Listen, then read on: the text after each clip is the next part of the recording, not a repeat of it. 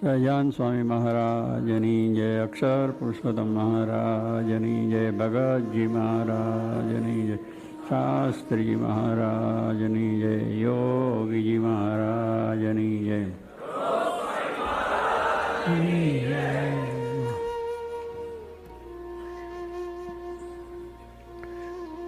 માયાની જ વાત ચાલે છે અને માયામાં બેઠા છે. માયામાં બેસીને વાત સાંભળવાની છે અને એવી દિવ્યતા પ્રાપ્ત કરવાની છે. વાતો તો એવી અદ્ભુત થાય છે, બધા પ્રસંગો પણ એટલા અદ્ભુત છે કે આપણને શાંતિ શાંતિ થઈ એવી વસ્તુ છે. એક એક પ્રસંગ લઈને એક એક વાત એવી છે કે જે માયાનું સ્વરૂપ આપણે બરાબર રીતે સમજાય તો પછી ભગવાનને વિશે કોઈ જાતના ભાવ ફેર થાય નહીં. માયાનું સ્વરૂપ જ સમજવાની વાત કરી છે. ઝેર વસ્તુ સમજાય છે તો પછી એનો કોઈ દિવસ ભાવ ન થાય, ગમે એટલું થાય તો પણ.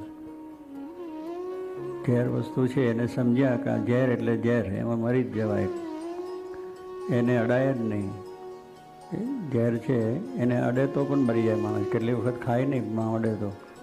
કેટલાક ઝેર છે જુએ તો મરી જાય, આમ જુએ ને તો એને ઝેર ચડી જાય. નથી જતું કોક જોઈને, કોકને જોઈને ઝેર ચડી જાય, કોકને જોઈને ઝેર. એટલે આપણને મનનો આમ તેમ થઈ જાય છે. એનું ઝેર પણ એવું છે કે એને જુઓ એટલે તમારા અંદર થઈને મરી જવાય. એટલે જોવાથી, અડવાથી, સ્પર્શ કરવાથી અને ખાવાથી પણ મરાય છે. પણ એ સમજ્યું જ, આપણે સમજ્યા છે તો સ્વપ્નમાં પણ કોઈ કહે એટલે જરા બહુ સારું છે, જેમ કોઈ કહે લે ખરા અરે ભાઈ મર્યા પછી શું તું, આ તો ઝેર તો મરવાની વાત છે, તો એને આપણે વિચાર જ ના થાય. સ્વપ્નમાં કંઈ મરાતું નથી. સ્વપ્નમાં તો કંઈ ખાઈ ગયા હોય ઝેર તો કંઈ મરી નથી જતા, પણ એનોય અભાવ, સ્વપ્નમાં અભાવ, ત્રણેય અવસ્થામાં અભાવ જેનો થઈ ગયો છે. માયાનો જેને ત્રણેય અવસ્થામાં સ્થૂળ, સૂક્ષ્મને કારણ ત્રણેયમાં એનો અભાવ છે કે એને જોઈએ, એની વાત સાંભળીને આપણને દુઃખ થાય, આગળ તેનો ત્યાગ થઈએ. એવી રીતે જો આપણને એ સમજાયું હોય તો પછી ભગવાનને વિશે કોઈ જાતનો વાંધો આવે નહીં, ભક્તિ કરવામાં, સત્સંગ કરવામાં. એમ સાથે ભગવાનનું સ્વરૂપ પણ એવું જ આપણે સમજવું પડે. જે એમને વાત કરી છે કે ભગવાનના સ્વરૂપમાં પણ સંકલ્પ વિકલ્પ થઈ જાય, એમાં પણ કેટલી શંકાઓ થાય, એમાં પણ કેટલી ગડબડ થઈ જાય, તો એને કરીને પાછું આપણે દુઃખ. એટલે ભગવાનનું સ્વરૂપ કહ્યું ને, સાકરનું નારિયેળ. સાકરનું નારિયેળ છે એને બધી જ વસ્તુ સાકર, પાણી અંદર છે, ગર્ભ અંદર છે, ઉપરની કાટલી છે, ઉપરનો છોતરો, બધું સાકરનું છે. એમાં ભાગ ક્યાં રહ્યો. એટલે ભગવાનનું સ્વરૂપ પણ એવું છે, આપણા જેવું દેખાય પણ છતાં દિવ્ય છે. એટલે એ પણ યથાર્થ સમજવું જોઈએ. માયાને યથાર્થ સમજવી જોઈએ અને આને યથાર્થ સમજવી જોઈએ.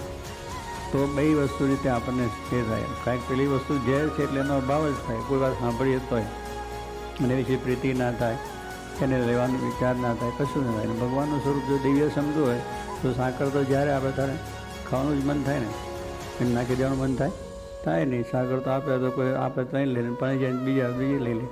કારણ કે સાકર એટલે એની અંદર ગળપણ છે, મીઠાશ છે અને સુખ છે, બધી વસ્તુ એની અંદર છે. તેનો કોઈ અભાવ થાય નહીં. તારી કહેવાનું એની સ્વરૂપ ભગવાનનું એ રીતે આપણે સમજ્યા હોય તો પછી કંઈ વાંધો આવે નહીં. ત્યારે એ વસ્તુ બરાબર આપણે દ્રઢ કરવાની છે.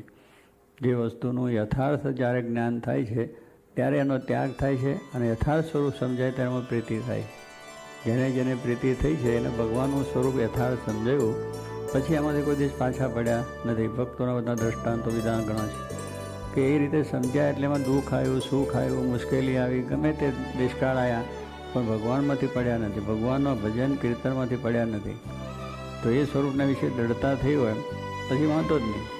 જે ભગવાનના સ્વરૂપ છે એની અંદર સર્વ પ્રકારે સુખ ને સુખ જ છે, એમાં દુઃખ છે જ નહીં.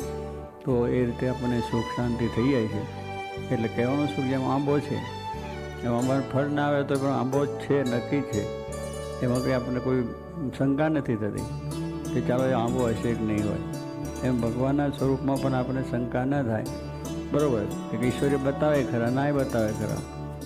અને આ બધા મનુષ્ય ભાવની વાત કરીએ એવું પણ દેખાય તો પણ એ છે જ, એમાં એ છે. એ નથી બતાવતા એ આપણા સુખને માટે બતાવે છે, એ પણ સુખને માટે, એમની ઈચ્છાની વસ્તુ. જો આપણે કેટલુંક બતાવવાથી મન પાછું પડતું હોય તો ના પણ બતાવે. અને બતાવીને પણ આપણે કેટલું સારી કરવું હોય તો પણ થઈ જાય. ખવડાવીને આપણે મિષ્ટાન ખવડાવીને રોકાડવો, કેટલી વખત મિષ્ટાન ના ખવડાવીને રોકાડવાનું.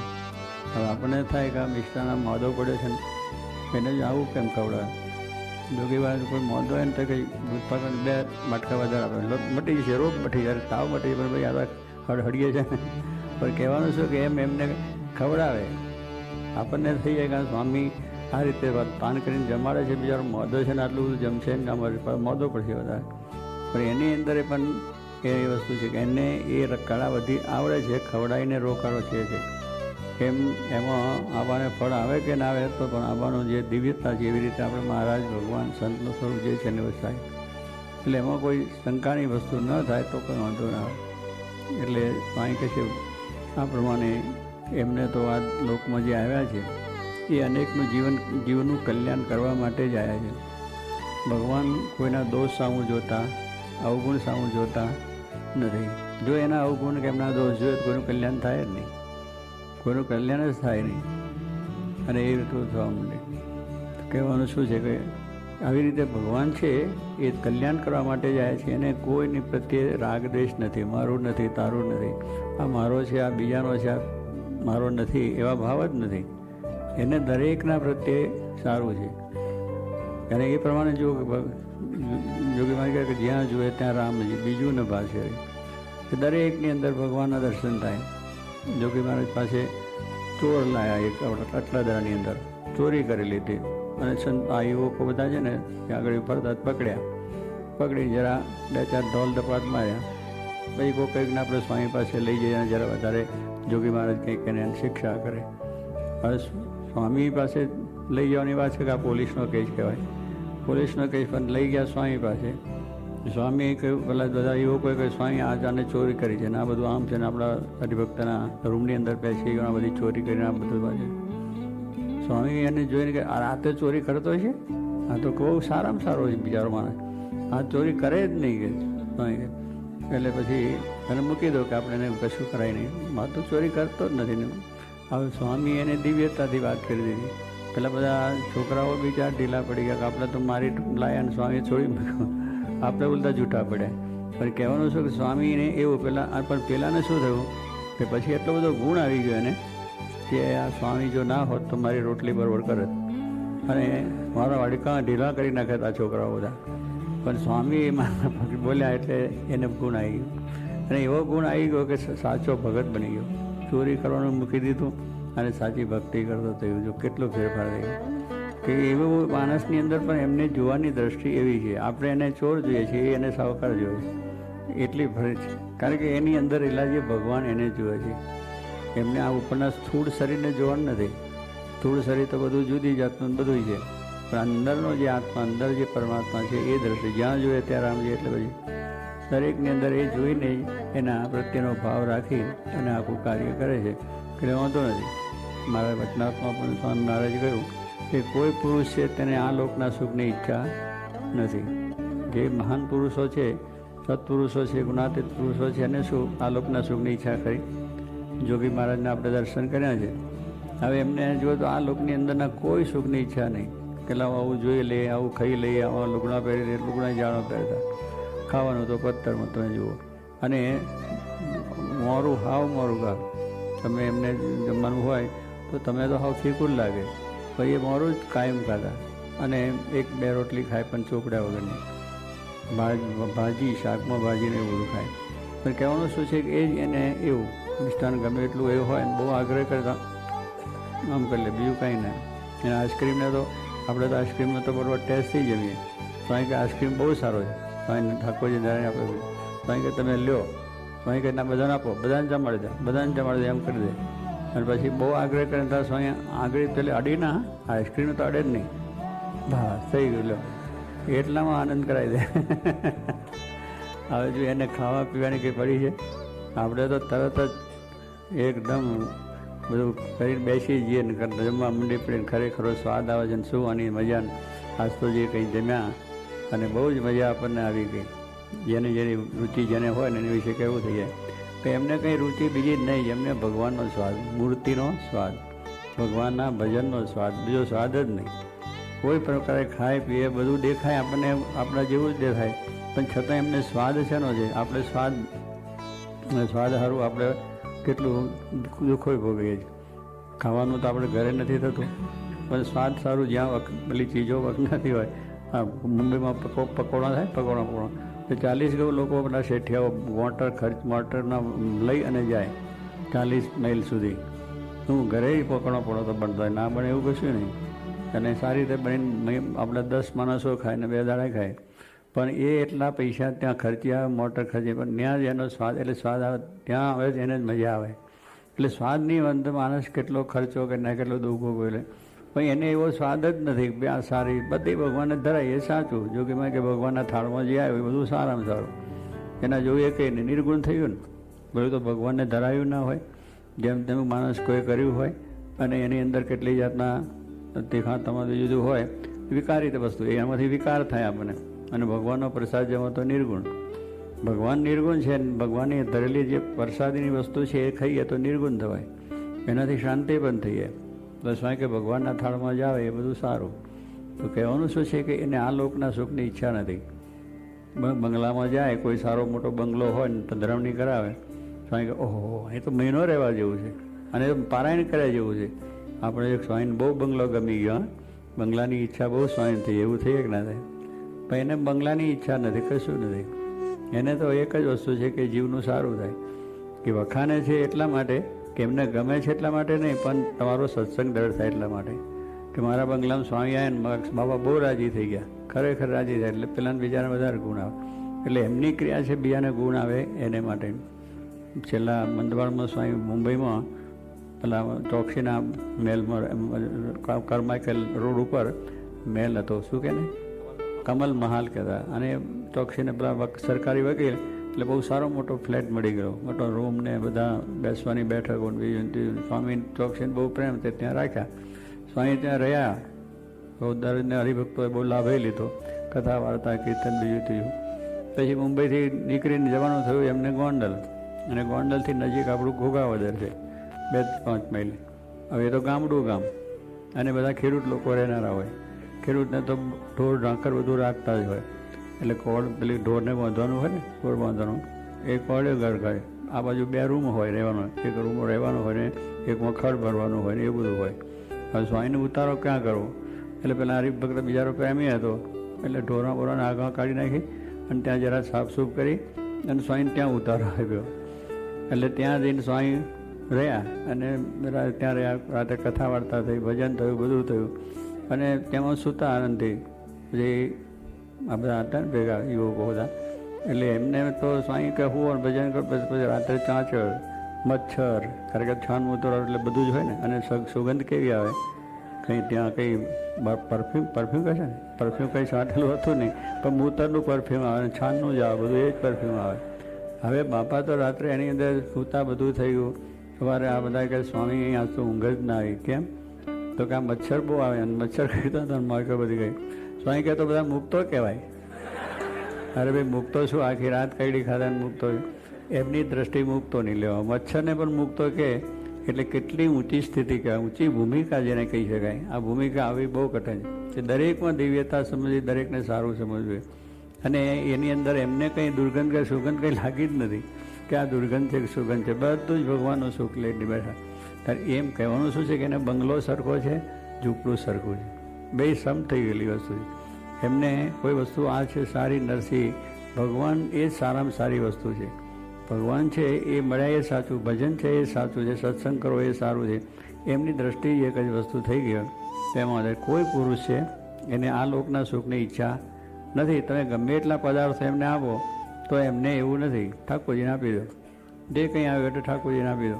કે ચાલો પોતાના માટે રાખી મૂકવું, સંગ્રહ કરવો, એને જુદું રાખવું એવું નહીં. કોઈ પણ વસ્તુ ગમે એટલી કિંમતી હોય તો એને કોઈ દિવસ એનો ઉપયોગ કરવો નથી. એટલે એના એ સુખમાં ઈચ્છા નથી. બીજું મને સુબેદારે પૂછ્યું કે સ્વામી તમે 24 કલાક તમે હસતા ને હસતા રહ્યો છો, સમાગમ કર્યો હતો મનુ સુબેદારે. પછી ઘરે જમવા લઈ ગયા અને સ્વામીને જમવા બેસાડ્યા બધું. પછી મનુ સુબેદારે કે સ્વામીને કહ્યું સ્વામી તમારા હૃદય મુખારો તો હસતા ને હસતા તમે, અને સ્વામીની મૂર્તિ આપણે જો હસતી જ હતી ગમે તે પ્રસંગ હોય.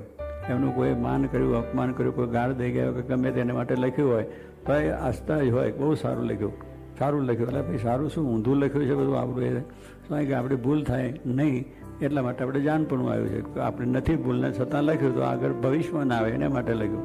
એનો ગુણ જ લેવાની વસ્તુ. તો કે આવું તમને આનંદ કેમ છે? તો સ્વામી કહે છે અમને આનંદ એક જ છે કે પેલો મનુષ્ય કહે છે મારો બંગલો છે, પૈસા છે, ટકા છે, મારી પ્રેક્ટિસ સારી છે, મોટર ગાડીઓ બધું ફેરવું છું અને સારી રીતે બધા માણસો મારી પ્રતિષ્ઠા છે અને બધી રીતે સુખી છું, પણ છતાં દાડામાં 2-4 વખત ઉદાસ થઈ જાઉં. કઢી જેવું ખાટી કઢી જેવું મોડું થઈ જાય અને ઉદાસી આવી જાય. કારણ કંઈ પ્રસંગ એવા બને ને આપણે ગ્રસ્તને તો કંઈ ડગલે ને પગલે એવું આવી જાય અને સહેજે થઈ જાય. બેઠા હોય ને કંઈક એવો પ્રસંગ બની જાય તરત ઉદાસી આવી જાય. એટલે અમારે આવું થઈ જાય છે ને તમને શું કે અમારે તો ગુરુ મળ્યા શાસ્ત્રી મહારાજ એ અમને એ સુખ છે, બાકી કયું નથી. તો ત્યારે એમને શું છે ખાવાનું પીવાનું બધી મિષ્ટાન હતું કે અમે જુદા જુદા જમીએ. જમવામાં અમે તો કે ટેબલ પર બેઠા હોય, 2-4 જણા બેઠા હોય, બધી વાતો જીતો ચાલતી હોય, એ ચમચીથી જમીએ. બધી કાંટાવાળી કાંટા પછી અહીંયા કાંટા વાગે ને અહીંયા કાંટા વાગે બધું કાંટા વાગે એટલે કાંટામાં નાખીને પછી બધું ખાવાનું, ચમચીથી ખાવાનું. એ રીતે ત્યારે જો કહેવું નથી કે એમને કહ્યું એવું કશું છે નહીં, તમારે તો આ પત્તર લઈને બધું ભેગું કરીને ખાઈ જાવ. એટલે સ્વામી કે અમારે ભગવાન મળ્યા એનો ઉપર છે, બીજું કાંઈ નહીં. અને સ્વામીને પાછું કેટલી વખત જમવાનું હોય ને તો ચમચીથી લઈને પછી હાથમાં લઈ અને પછી જમે લેતા. ચમચી શું કામમાં? એટલે આવું બધું એમ કહેવાનું શું છે એમને એક જ હતું કે ભગવાનનું સુખ એ સિવાય સુખ જ નહીં. એટલે આ લોકના જે પદાર્થો એમાં કોઈ ઈચ્છા નથી, એમાં કંઈ એમને સુખ માન્યું નથી. પરલોક જે ભગવાનનું ધામ, પરલોક જે પરમાત્મા અક્ષરધામના અધિપતિ પૂર્ણ પુરુષોત્તમ, એ સુખની ઈચ્છા હંમેશા જ વર્તી હોય. ડગલે ને પગલે બીજું આપણને ખબર ના પડે, બધી ક્રિયા બધી જ કરતા હોય. એને પહેલાં સુખની જ ઈચ્છા હોય કે એ સુખ કેમ મળે, એટલા માટે જ બધી ક્રિયા કરવાની. દરેક વસ્તુ જે ક્રિયા કરતા હોય પણ આપણે જ્યાં આપણા જેવી છે, રોટલા ઘડે છે, ઠાકોરજીને જમાડે છે અને બધા હરિભક્તોનું આમ કરે છે, તેમ કરે છે અને બધું કામકાજ કરે છે, મંદિરો કરે છે, ફલાણું કરે છે, ઢીકનું બધું જ એને કરવાનું કારણ એક જ છે કે બધાના સુખને માટે, એમાં બીજું કંઈ નહીં. એટલે એ પોતે એ પ્રમાણે કહી કે આ લોકને સુખની ઈચ્છા નથી. પરલોક જે સુખ છે એને માટે જે ક્રિયા કરે છે એ માટે કે બધાને ભગવાનનું સુખ પ્રાપ્ત થાય. અને પોતાના સંગી એટલે પોતાની પાસે જે આવે એની પાસે પણ એમને બીજો કંઈ સ્વાર્થ નથી કે ચાલો આ કંઈ આપણે આ પણ કંઈ કરીએ ને આપણે એમાંથી કંઈક ફલાણું કરશું, ઢીકનું કરશું. સ્વાર્થ નથી. દુનિયા તો સ્વાર્થી છે, એકબીજાના સ્વાર્થે આપણે કામ કરીએ. એમને કોઈની પાસે સ્વાર્થ નથી કંઈક લઈને પોતાને સુખ મેળવવું.